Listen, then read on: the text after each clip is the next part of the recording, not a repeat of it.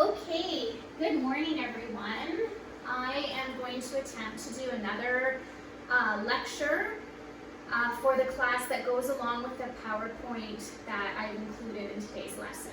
And I wanted to do a lecture because I wanted to look a little bit deeper into the three debates in psychology that you looked at yesterday in that very brief reading.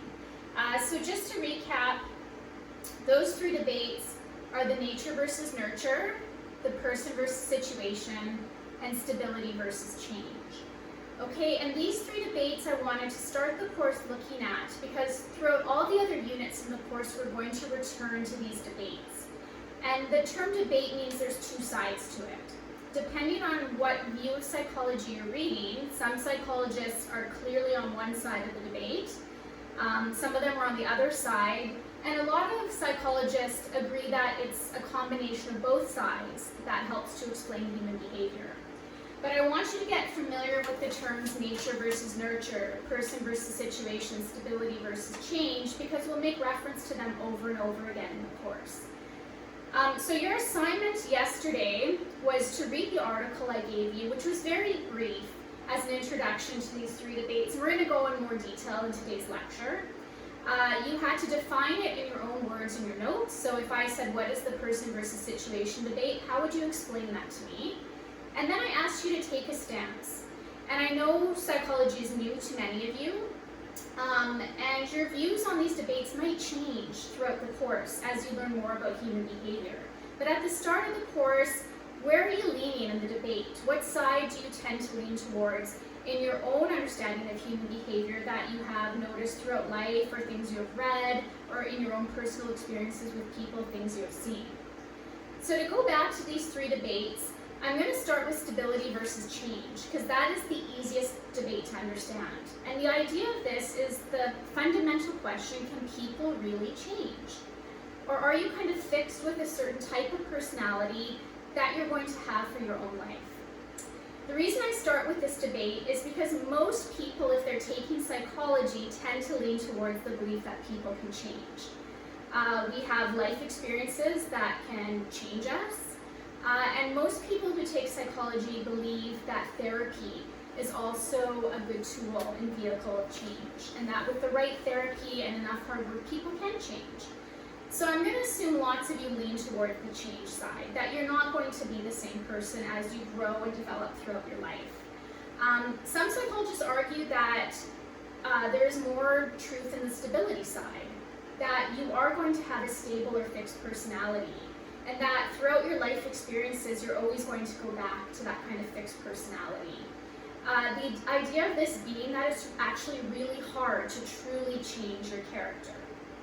And the idea that it's not only difficult for people to change, that most people can't change.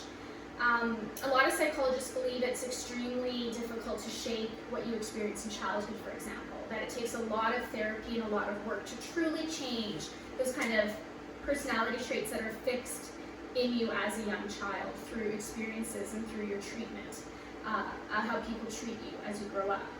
But most psychologists lean towards change, this idea that change is possible, it might be hard work, but that our life experiences, our education, that we grow, and that we can fundamentally change who we are. So that's that debate, whether people can actually change or they can try to, but they're going to kind of always truly be the same person.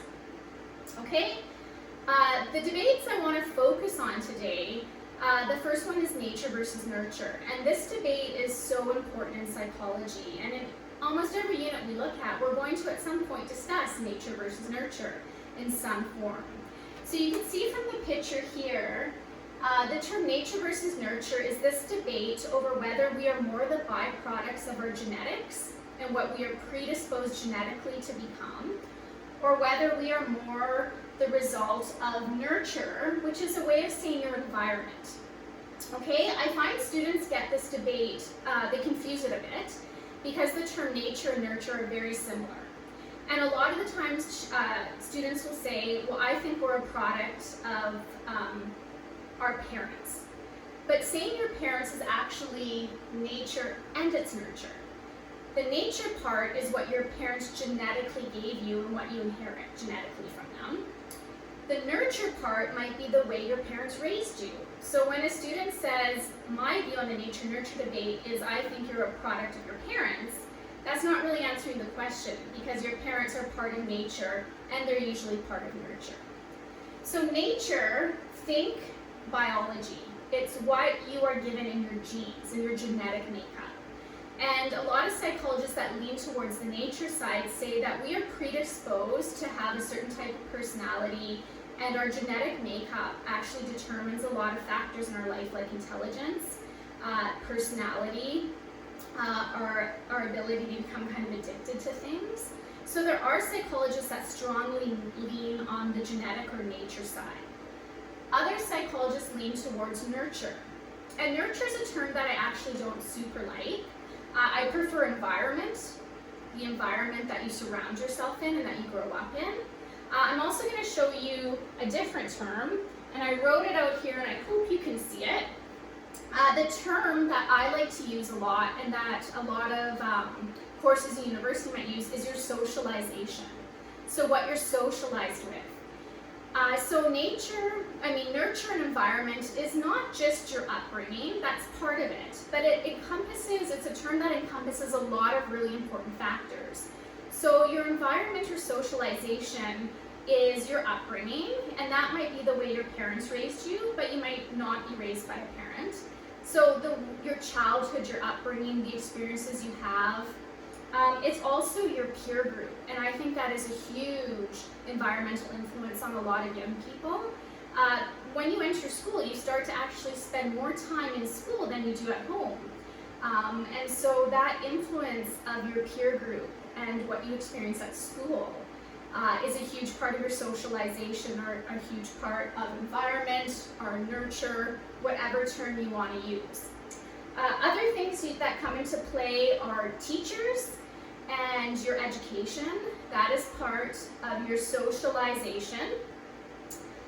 Also on here you can see it's also what I call community and culture. So the culture you were raised in, the community you surround yourself with, that's part of your socialization. And another huge factor is media, and that factor is often left out. That could be social media, it could be music, television, the culture in your society. Those all fall into socialization, environment, and the nurture side of it. So a lot of psychologists will pick a side depending on what kind of school of psychology they come from.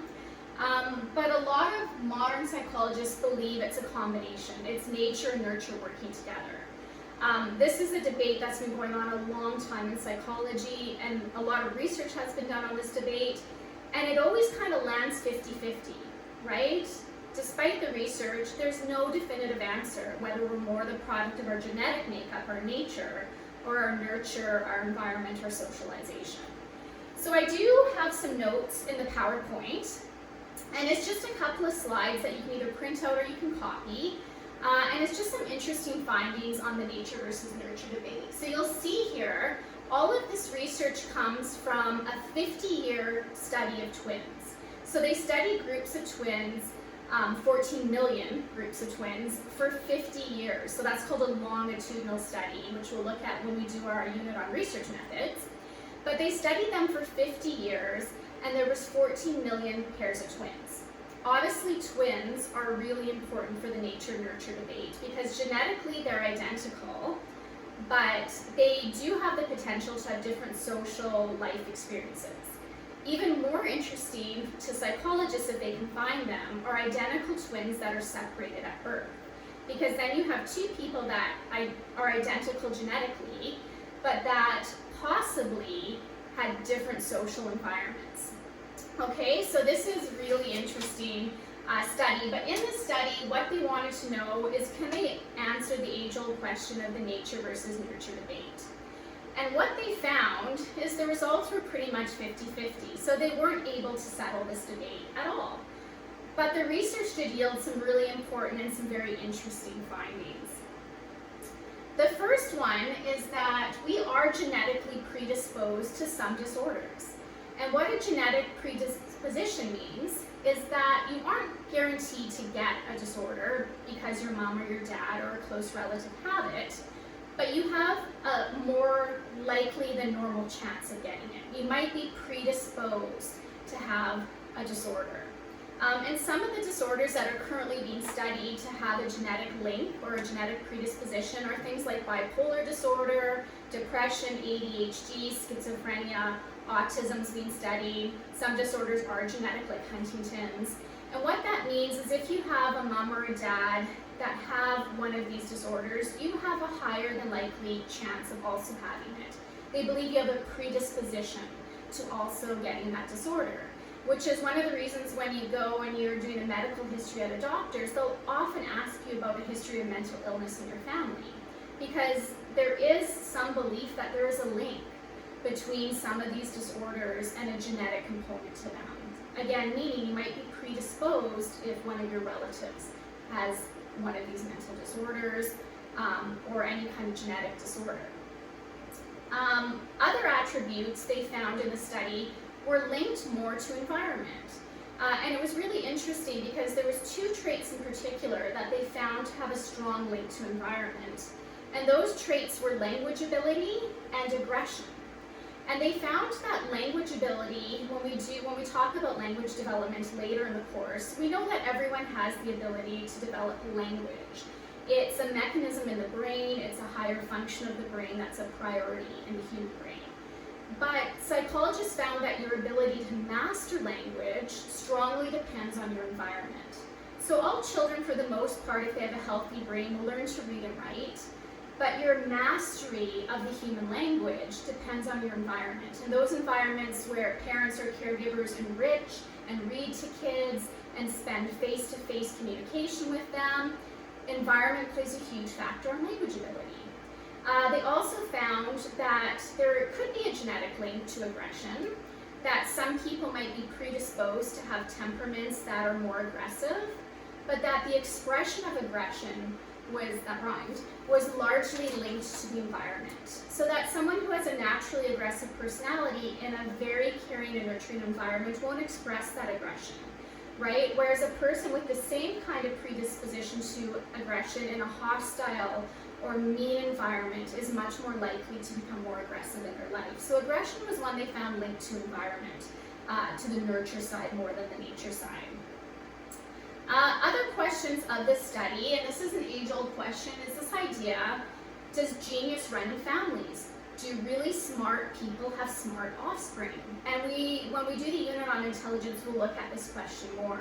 And there's a whole group of psychologists who strongly argue that intelligence is genetic, that you will be predisposed to be intelligent if your parents are intelligent. And this was a strong belief a long time in history. It was linked strongly to the development of the IQ test, which we'll look at when we look at intelligence testing.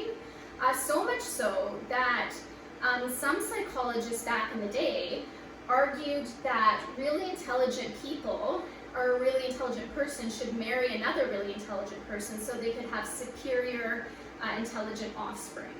And that kind of thinking is called eugenics. It sounds kind of familiar to what like Hitler was trying to do. But some psychologists did argue this, and they encouraged smart people to reproduce with other smart people.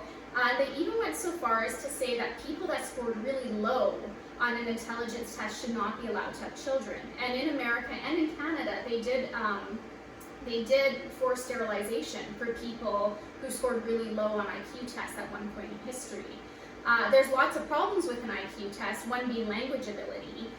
So a lot of new immigrants that came to our country at the turn of the century who were then given these IQ tests didn't score very well because they couldn't understand the language or the cultural references in the questions, but they were still highly intelligent. So there's problems with the IQ test to start with.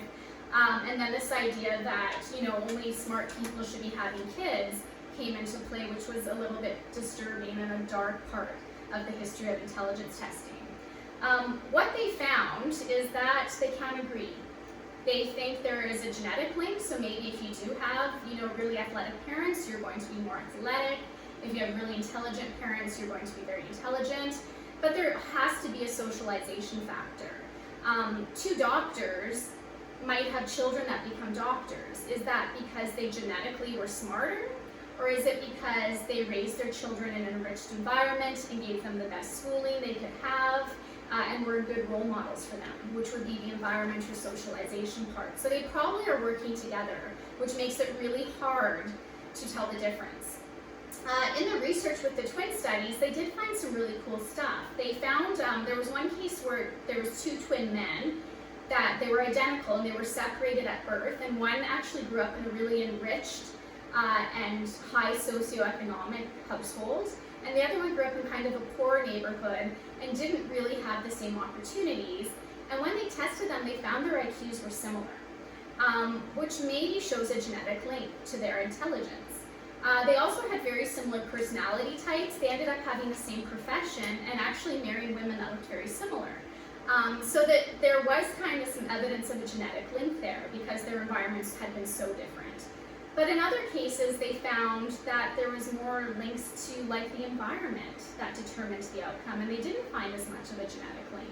So it's still highly debated depending on kind of what you're reading and what psychologists and the type of research they've done is showing you. Okay, what we also get asked a lot in terms of this debate is what about psychopathology? And psychopathology is very disturbed psychological behavior. So a lot of you said in your All About Me sheets you like forensic psychology and you like stuff about like criminals and criminal minds. And so one of the questions in the study was, are people predisposed to be a sociopath? Or is it something in the environment? And what this study showed is that they believe there is a genetic predisposition. And there's some studies that suggest there's parts of people's brains that don't develop properly in sociopaths and psychopaths, particularly the part of the brain that registers empathy, which is the ability to understand others' feelings and to imagine experiencing them yourself. And so they do believe there's some kind of genetic disposition to this kind of disturbed psychological behavior, but they also argue there usually has to be an appropriate environmental trigger, so that not everyone that has this predisposition will become a criminal or harm people, that there has to be something in their upbringing that triggers this kind of behavior. The last thing from this study, something that's newly being looked at, I don't know if you've ever heard of the Human Genome Project, but basically what they're doing is they're attempting to trace behavior to specific strands of DNA. So they're actually looking to explain human behavior through a person's DNA. And this is a project currently going on. The things that link to psychology is there's speculation right now of what they're calling the criminal gene. But this idea, are some people genetically predisposed to become criminals? Or is that more something that's shaped by your environment? And the other thing they're looking for is sometimes called the alcoholism gene or the addictive gene. And it's this question is, are some people naturally or genetically just more addicted to things like substances or certain behaviors? Why can I do a drug once and walk away, and someone else do the drug once and be totally addicted to it? Is it something in their genetics or their personality that makes them have addictive tendencies, whereas other people won't become addicted? Or is that a behavioral environmental thing? So it's interesting research. We'll see in 20 years if there are genetic links to things like criminal behavior or addiction, which is really interesting studies that will help shed some light on the nature versus nurture debate. This is just a cute little thing you'll see in your PowerPoint. It's a t-shirt. It says nature and nurture. Either way, it's your parents' fault, so you can blame it on your parents. Okay, if we jump to the other debate, it's the person versus situation debate. And this debate we'll talk a lot about in our unit on social psychology, which is the psychology of groups of people when they're together. And in the little video clip I showed you yesterday, the idea here is arguing whether behavior is the result of our personality, which would be person, or our situation, which means social influences. And like I showed in the video, most psychologists believe it's a combination. But some psychologists lean towards personality or the person, that the morals of a person and their character will stay true regardless of what environment they're in. And other psychologists lean towards situation, which is this idea that your behavior is going to change depending on the situation you're in. So just in your notes, there's going to be a little bit more detailed information to increase your understanding of what you started reading yesterday. So when we're talking personality, personality psychologists study human behavior in terms of the individual. The how and the why individuals differ in their patterns of behavior and their experiences and how this influences our life. So if you're leaning towards the person side of this debate, they believe there is significant consistency in behavior and that there's behavioral differences between people over time and across different situations. Okay? These tendencies are well captured and they're easy to measure on personality tests. So psychologists who argue the personality side or the person side are usually personality psychologists. So they measure personality, they study common traits, and they design personality tests. So they believe personalities are types and that you can measure people's personality. And depending on the type of personality that you have, it's not an illusion that personality is a real measurable trait of every individual. Okay, and we did the Myers-Briggs personality test. So Meyer and Briggs were two psychologists that would lean towards the personality side. There's been lots of evidence in personality research that you have a personality type and that allows psychologists to predict your behavior in different situations. They can predict your social behavior, the type of job you're suited for and how you'll perform at those jobs, your achievements, and even your mental health and well-being. So that's the person side, this idea that you have a fundamental personality type and it will hold true throughout your life and in different situations and can predict your behavior. On the social side of it, the situational side of it, you have psychologists, mostly social psychologists, they'll really argue the situation side is going to win in this debate. But it's this idea that human behavior is the result only of the situation that you're in, okay? And it's not from the personality of the individual. It's the notion that the situation influences behavior, and you probably see this a lot. Can you imagine if people didn't adjust their behavior to match their personality or to match their situation? We see this all the time. The way a student acts at school isn't the way they're going to act at a party on the weekend. And the way you act with your friends might not be the same way you act with your parents, and it might not be the same way you act at your job. So the situation side argues that our situation is going to dictate our behavior more than our personality is. Whereas the personality side would say even in all those different situations, there's going to be some fundamental core personality traits that aren't really going to change based on the individual. Okay? On the situation side, they believe personality is not measurable because people are going to change their personality depending on the situation. Okay? And they argue there's no consistent patterns in behavior, that we're merely reacting to all the different situations that we are in, and therefore personality and measuring personality is an illusion. Okay? And the last thing they found, social psychologists have proven over and over again, that the situation is going to shape and guide human behavior. Okay, and they argue personality traits are much less important than the situation and explaining why people do what they do. Okay, so you might be leaning towards the personality side, that we have fixed personality traits that we're going to keep consistent in every situation, or you might lean towards the situational side, which means whatever situation you're in is going to determine how you behave. So this is a really common debate we're going to talk about a lot in psychology. There's proof for both sides. And one example I put in the PowerPoint is a really cool experiment. It's called the marshmallow experiment. And it actually leans towards the person side, meaning that the personality of a person is going to control their behavior, not the situation. So you can see in this experiment, it's very, very simple. What the marshmallow experiment measured was a young child's willpower by timing how long they could resist having a treat. So they took groups of children and they put them in a room and they put one single marshmallow in front of them. And they said, if you wait until I come back and you don't eat the marshmallow, I'm going to give you 2 when I come back. And they wanted to see if the children would wait or if they'd eat the marshmallow, if they had enough willpower. And what this actually is it's measuring a personality trait. In that video yesterday, they talked about like the 5 big personality traits, and you have different degrees of them. It's measuring conscientiousness, which is your ability to work hard and to do what's right.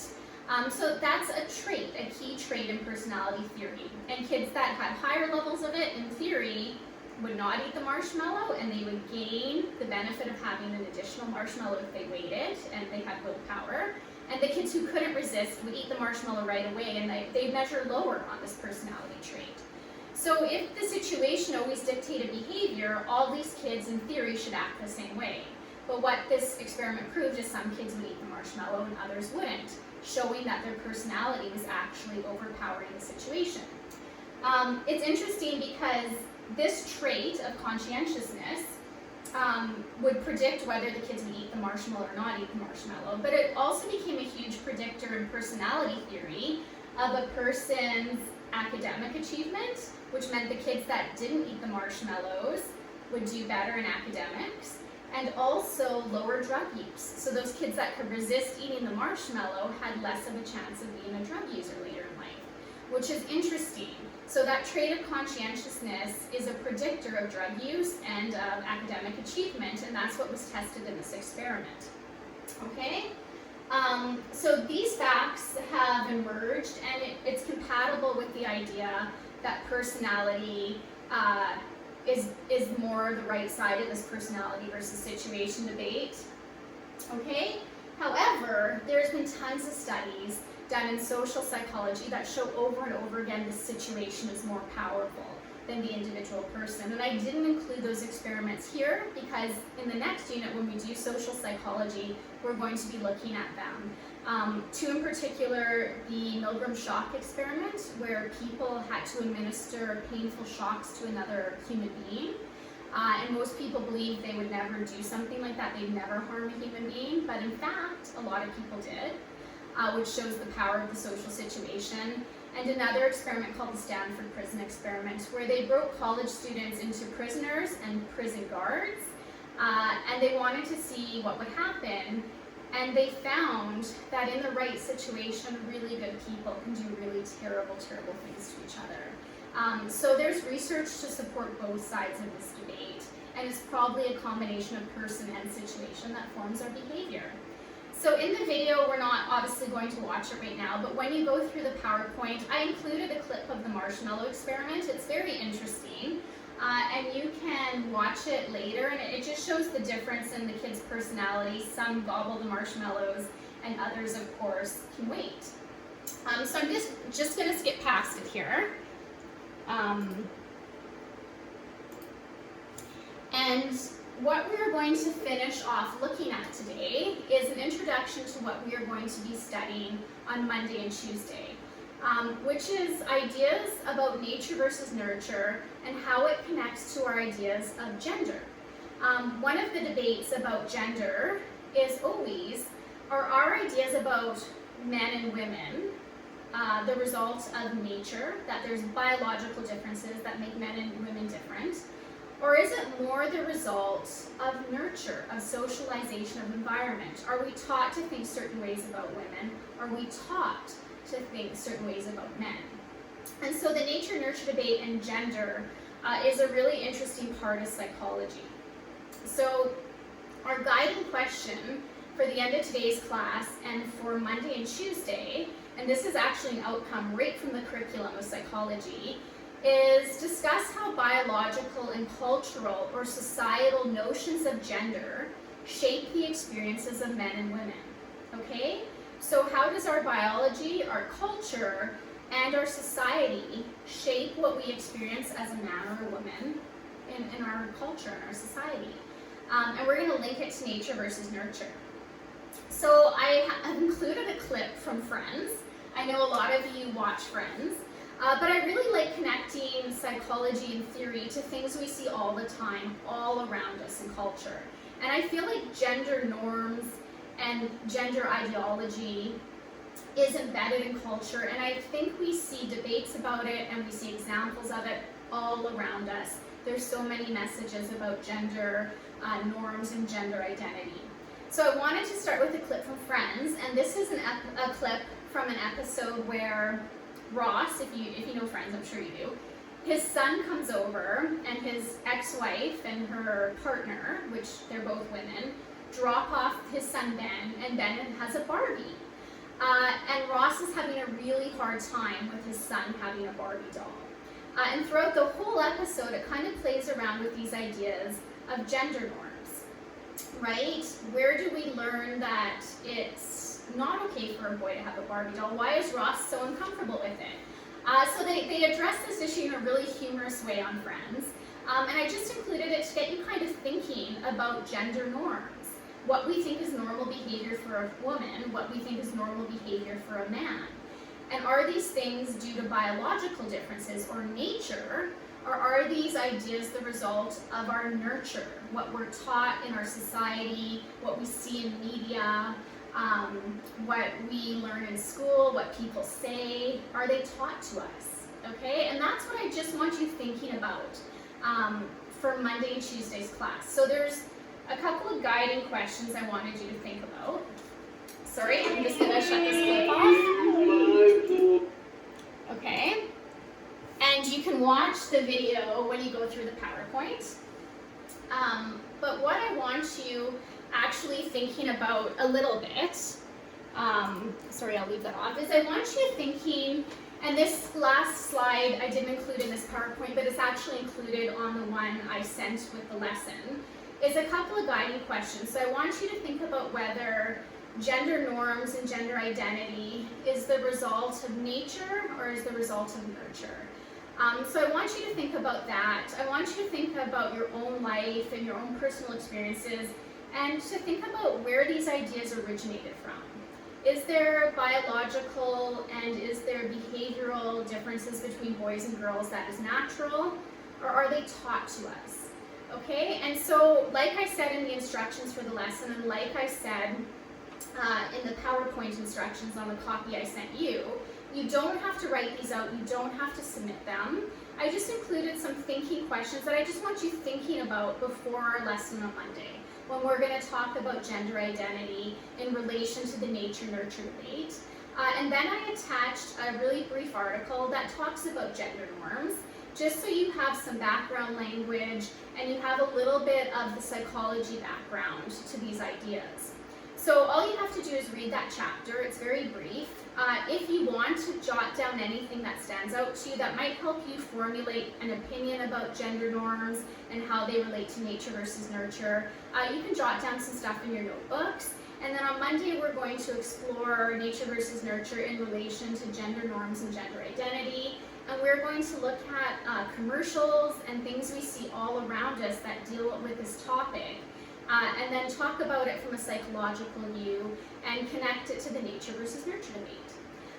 So I hope this all made sense. I've attached this PowerPoint in the lesson plan so you can go through those notes in greater detail. I just wanted to explain them a bit.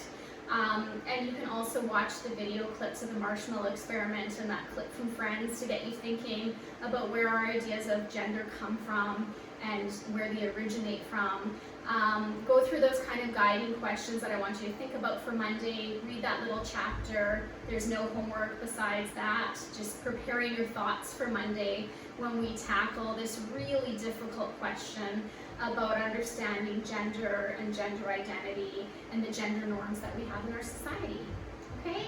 So have a lovely weekend, and we will return to all of this on Monday. Thanks.